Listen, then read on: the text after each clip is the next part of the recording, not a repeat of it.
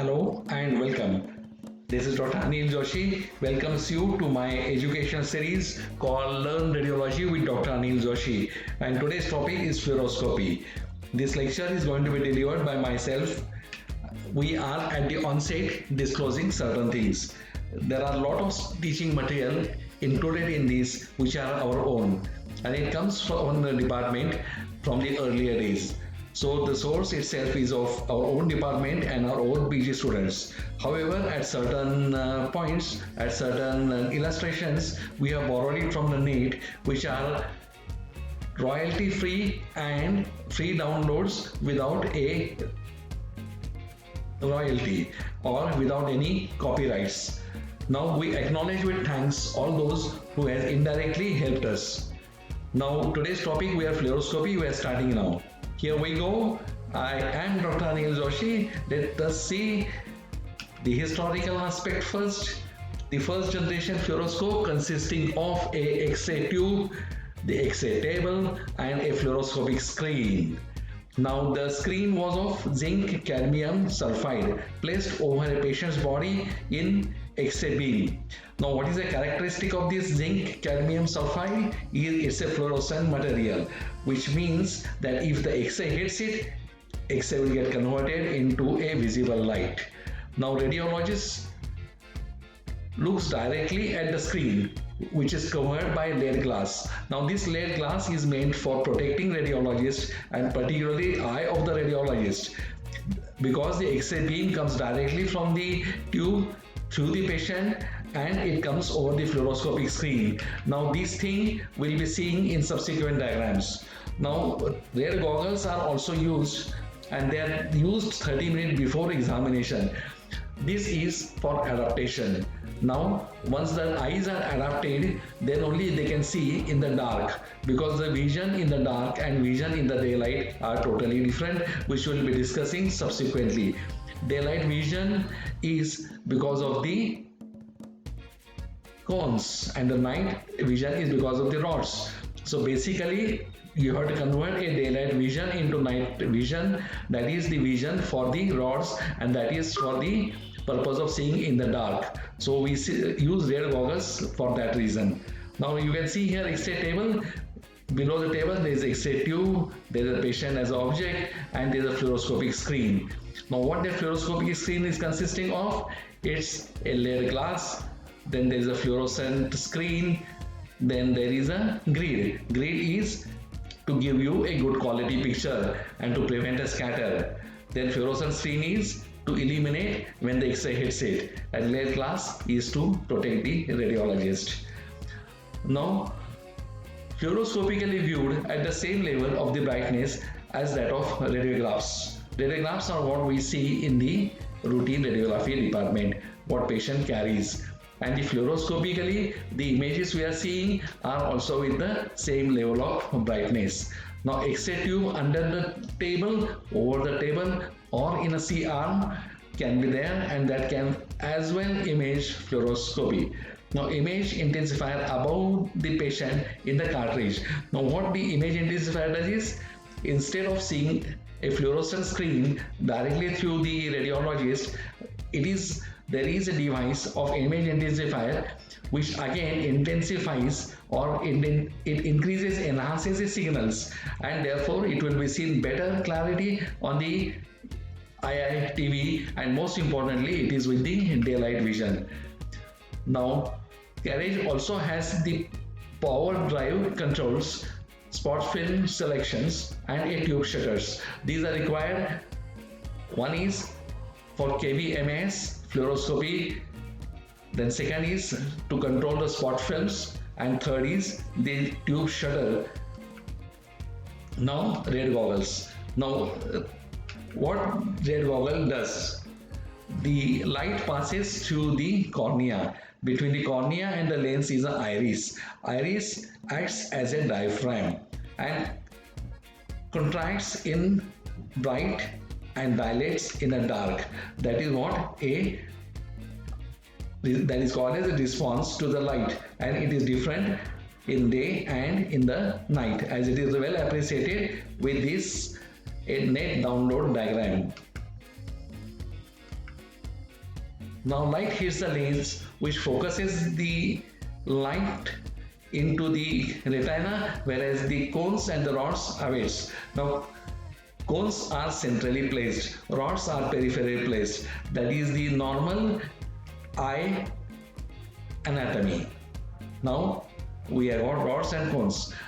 The sensitivity is low in the rods. So rods are meant basically for the night vision and their sensitivity is low. Then is used in night vision, that is the scotopic vision.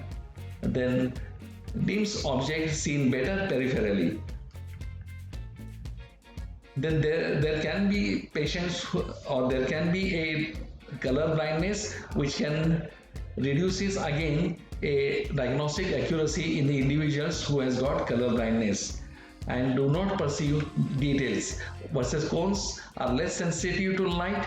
The threshold is 100 lux, then will respond to bright lights, and daylight vision is because of the cones, they are phototopic vision.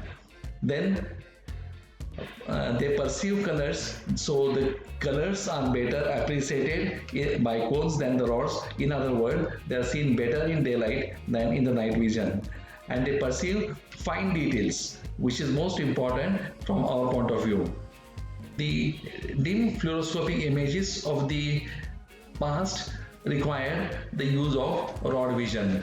So the images which you are seeing in a dark room or in the dark by the use of radiologists were having slightly low accuracy and they were dim.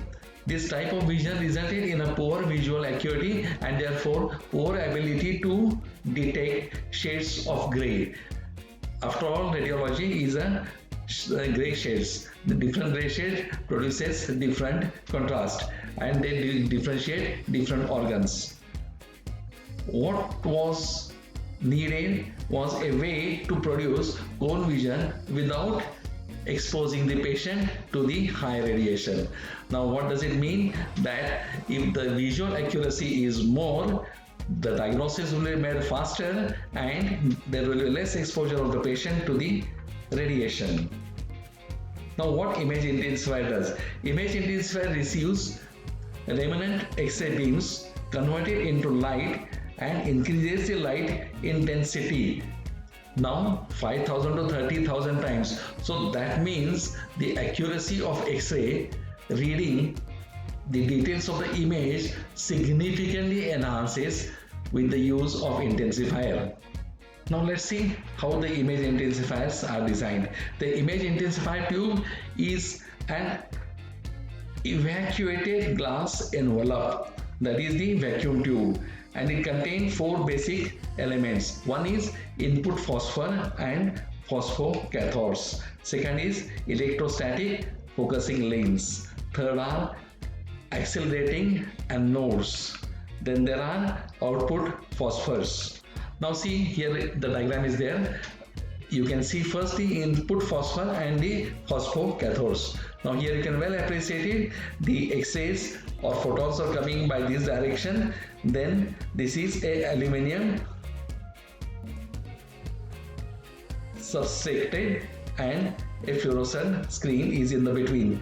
Now the aluminum plates holds the fluorescent screen and they also acts as a filter for the low kV X-rays. Now with these the electronic merges out now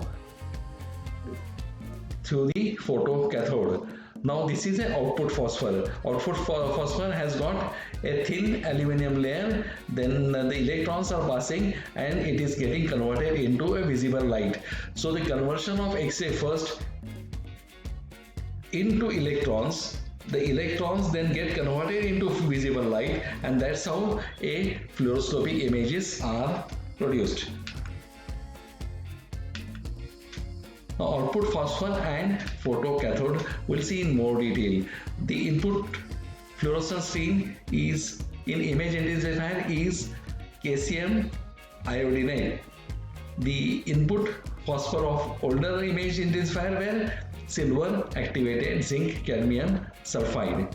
Now CSI is deposited on the thin aluminum substrate, that is the plate, by a process called as vapor deposition. This vapor deposition, depositions during the deposition process, the CaSi crystals grow in tiny needles peripherally to the substrate. This is useful because phosphor layer exhibits minimum lateral light diffusion. When one of these need shaped crystals absorb and X-ray photons and produce light, the light will be transmitted to the phosphocathode with a little scattering. The photocathode is a photo emission metal, that is photo emission metal, commonly a combination of antimony and caesium compounds. When light from the fluorescent screen strikes these photocathodes, photoelectrons are eliminated in number proportional to the brightness of the screen. The photocathode is applied directly to CaSi input, phosphor. Now here we are seeing how the photocathode works. Now here we are seeing a X-ray first. Now X-rays are coming this side, then this is a vacuum window, then supports are there to hold CaSi needles. So these are CaSi needles. Now see what is happening. X-ray is getting into the, because of photocathode, electrons. So this is the basic function of photocathode. Now electrostatic focusing lenses. The lens is made up of series of positively charged electrodes that are usually planned to surface of the glass envelope. Now these photoelectrodes focus the electron beam as it flows from the photocathode towards output phosphor. Now electron focusing inverts and reverses the images. So image is seen as a negative, it inverses the image. This is called as the point of inversion, because all the electron passes through the common focal point on the way to the output phosphor. Now the image at the output phosphor is reduced in size, which is one of the principal reasons why it is brighter. So because the image is smaller, it looks more brighter. That is called as magnification gain. Because small size, it looks better. Now here we are seeing a output fluorescent screen, then anode, evacuated glass envelope, then focal points are in the center, evacuated glass, then focal points, then electrostatic lenses, electron stream, and photocathode and input fluorescent screens. Now accelerating anodes. The anode is located in the neck of the image tube. The function is to accelerate the electrons emitted from the phosphocathode towards the output screen. The anode has a positive potential, that is 25 to 35 kV, relative to the phosphocathode, so that it accelerates electrons to a tremendous velocity. Now output phosphor. The output phosphor screen is image intensifier. The output fluorescent screen of image intensifier is a silver activated zinc cadmium sulfide. Then the crystal size of the layer thickness are reduced to maintain resolution in the magnified images. The diameter of the most of the output screen images from 0.5 to 1 mm.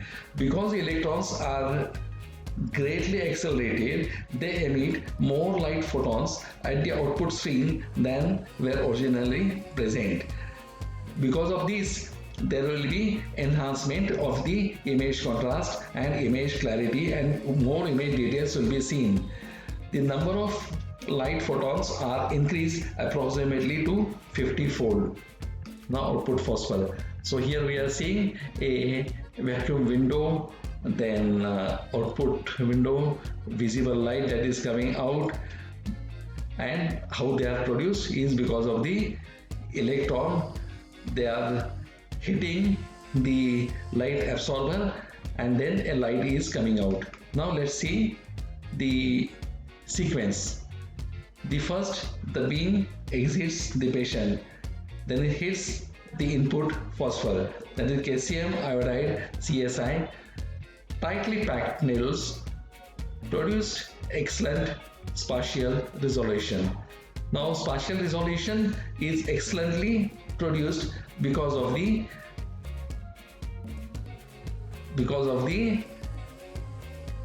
hit, because of these principle, that the beam when exits the patient, it hits the input phosphor, and the input phosphor produces excellent spatial resolution. Now this converts light into X-rays into visible light. So basically what it does is it converts a X-ray into a visible light, because X-rays are not seen by the eyes, so they need to be converted into a visible light. That is the basic principle of it. Now the sequence count. So this sequence continues now. It hits a phosphocathode, that is calcium and antimony components. They emit electrons when they are struck by the light, that is photo emission. Now the potential difference between the image intensifier tube is constant, that is 25,000 volts. Electrons are isolated to the anode. Anode is a circular plane with the hole for the electrons to go through. This output phosphor, which interact with electrodes, will produce a light. So visible light is produced by the help of these equipment. Now the electron path. Most of the focus for the accurate image pattern, then electrostatic lenses are there to focus the devices, then acceleration and focus electron beam. The engineering aspect of the maintaining the proper electron travel is also called electronic optics. Now electron hit the output phosphor, that is the cadmium, with a high kinetic energy, producing increasing amount of light. Each phosphor electron at the output phosphor has 50 to 75 or more light photons.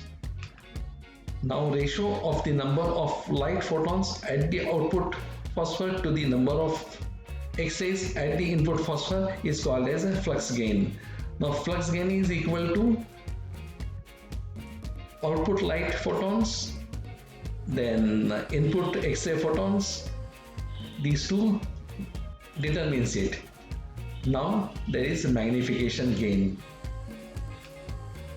Now ratio of the square of the diameter of the input phosphor to the square of the diameter of the output phosphor on that of electrons produces a large input screen, that is 6 inches, compared to the area of small output screen, that is 1 inch per square.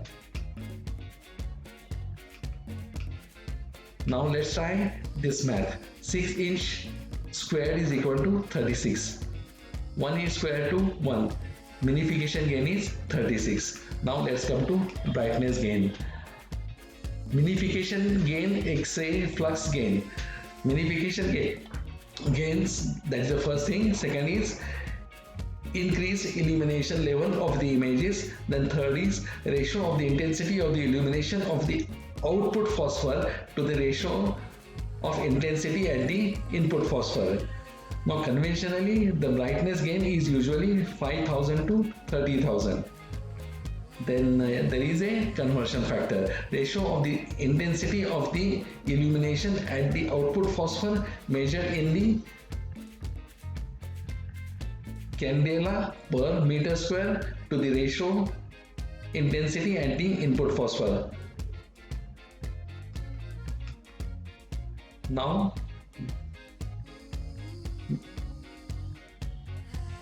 multiplied images, that is intensification. It allows focal point change to reduce the field of view and magnification of the images. Then multiple field image intensifier. A dual field and a triple field image intensifiers attempt to resolve the conflict between the image size and the quality. They can be operated in several modes, including 4.5, 6, and 9-inch models. The 9-inch model is used when necessary to view a large anatomical structures. When size is unimportant, 4.5 or 6 inches mode is used because of the better resultant images. Now multiple field images.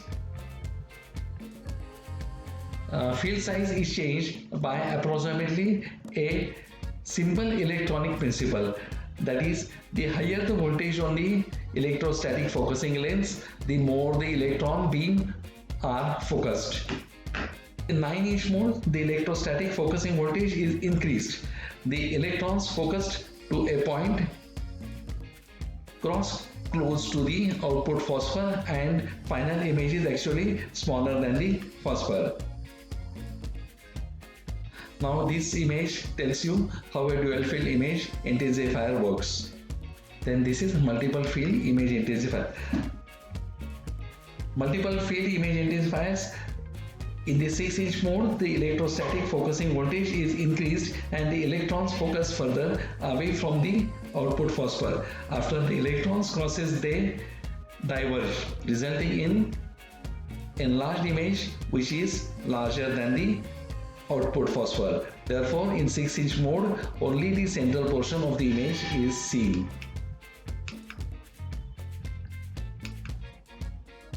Now pros and cons. Only central region of the input is used. Spatial resolution is better. Low noise, higher contrast resolutions. Then in cons, magnification gain is reduced, that is equal to the diameter of the image. To compensate, must increase the MA. To compensate this, you will have to increase the MA. Increase patient dose.